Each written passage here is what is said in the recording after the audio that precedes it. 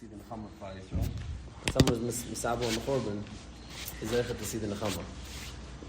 But, this many thousands of years into the Galus, it's not so easy to figure out what exactly we're doing. I'm saying a lot of people, myself included for sure, are uncomfortable. I'm not exactly sure what the whole Avelis of the Churban is, what we're supposed to be doing, what our Aveda is. So I've just a story. I remember a story I once heard of an old Russian lady who lived in the USSR behind the Iron Curtain, like a Georgian woman, a Kafkazi Jew.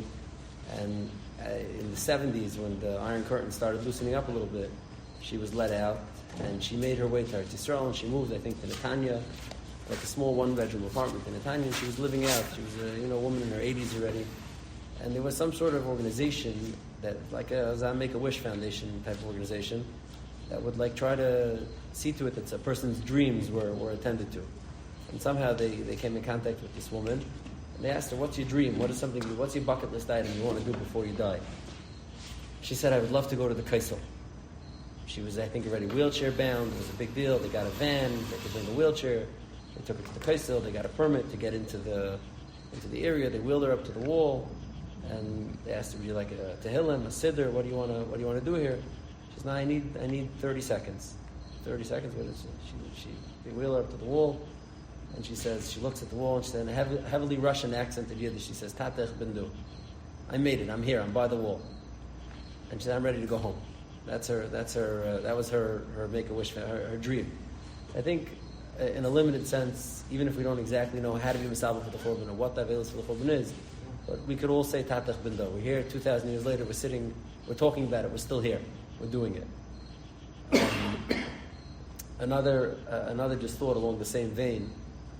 Rav Moshe has a tshuva in Chesed Mishpat. A Rav from England asked him about, it's a strange shayla. The Rav from England asked him about suing the British government. It seems there were Jewish schools that weren't getting the appropriate amount of funding, and this rabbi took him to court in London, in England, and he wasn't matzliach, and he wanted to take the English government to The Hague and sue them for civil rights abuses. And he wrote to Rav Moshe asking if he's allowed to sue the British government, in an outside body, in an outside court, to get them to do what they have to do. And Rav Moshe writes in the Tshuva, in Chesed Mishpat, he says, "I spoke to you on the phone, and I told you it's no problem to try to campaign to get funding, and there's no shayla. But now you wrote to me that what you want to do is to sue them in another court, and you're telling me that you're worried about anti-Semitism, and you're worried about the blowback that it's going to cause. You're telling me not to worry because England is a civilized country with courts and laws, and you don't have to worry about anti-Semitism." So it's a short tshuva, and Rashi responds, and he brings the medrash that Rashi brings down, that halacha b'yadua, or yadua, maybe the proper nusach in the medrash is yadua she'esav seinu liYaakov, Esav hates Yaakov. And Rashi says even if sometimes it's not readily apparent or it's not visible that Esav seinu liYaakov, you have to assume that Esav seinu liYaakov, and therefore you can't behave this way. You can't sue the British government in The Hague to provide financing. Now, what Rav Moshe is expressing in a halachic perspective is the idea that we all know it's like the idea of a galus yid.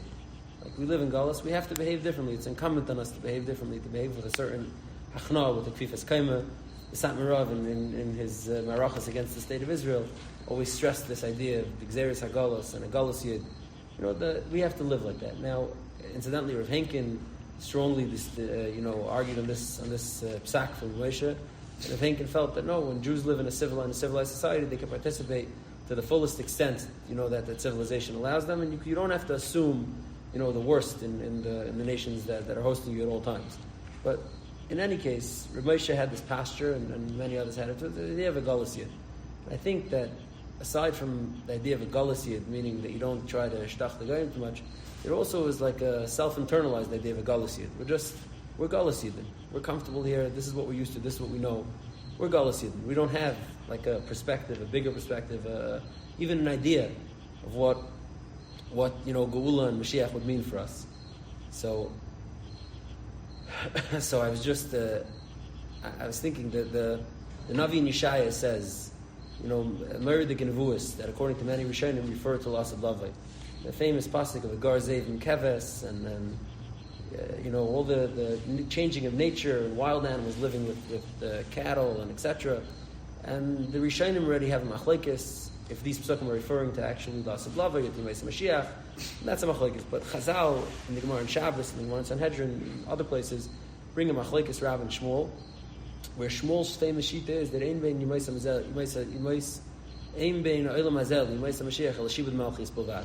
Shmuel paskins that there's not really much of a difference, in the way things are going to look from Yimayis Mashiach to how they are now.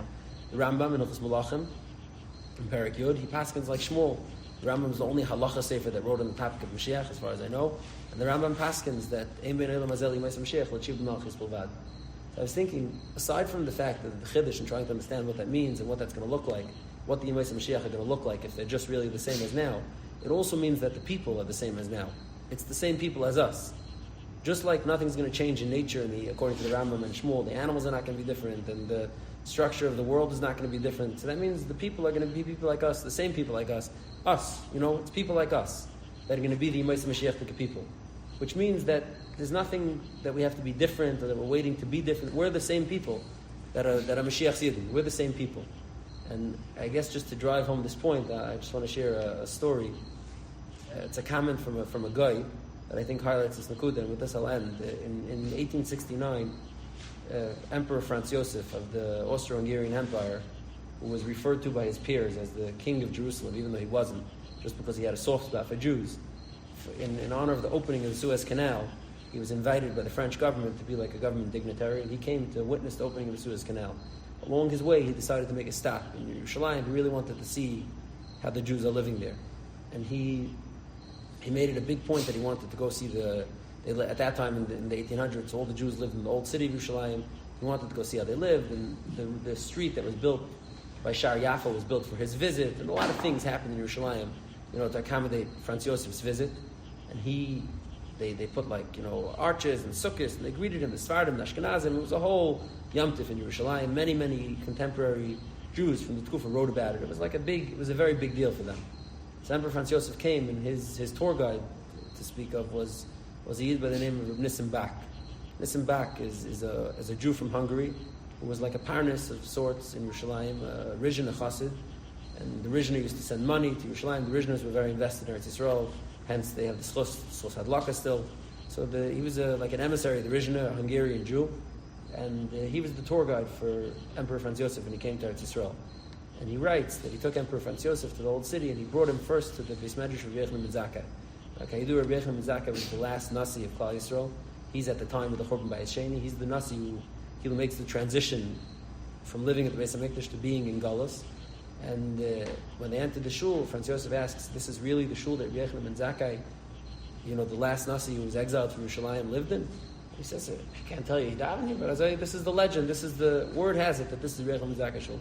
So Emperor Franz Josef got down on his knees like a good Christian boy, and he said, "Me being, miyotze chalatzav, so to speak, of Titus, and you being miyotze chalatzav, so to speak, of Rabbi Yochanan ben Zakkai, I want to take this opportunity to apologize to you for what for the horrors that were visited on you, on your grandfather by my grandfather." So then they continued on, and he took him to the Kaisel.